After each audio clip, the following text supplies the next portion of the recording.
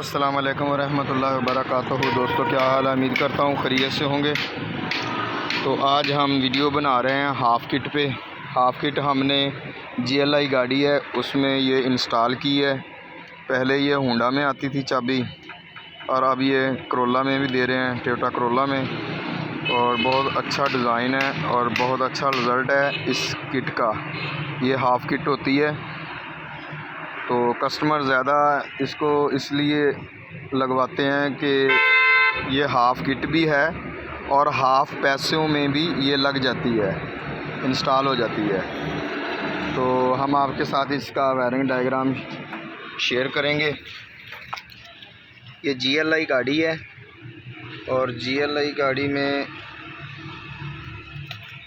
ये 16 number grip होता है।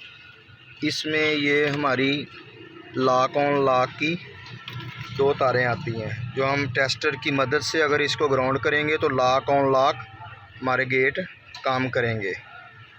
ये GLI के कनेक्शन है।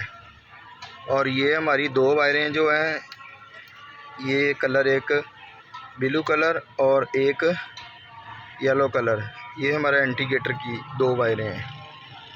तकरीबन 2-3 मिनट में ये इंस्टॉल हो जाती है, इतना ज़्यादा मुश्किल काम नहीं है। और इस किट का रिज़ल्ट बहुत अच्छा है। ये चाइना की होती है लेकिन अच्छा रिज़ल्ट है इसका। इसके साथ इंडिकेटर भी और लॉक ऑन लॉक, ये देख हमने ये इंस्टॉल की है।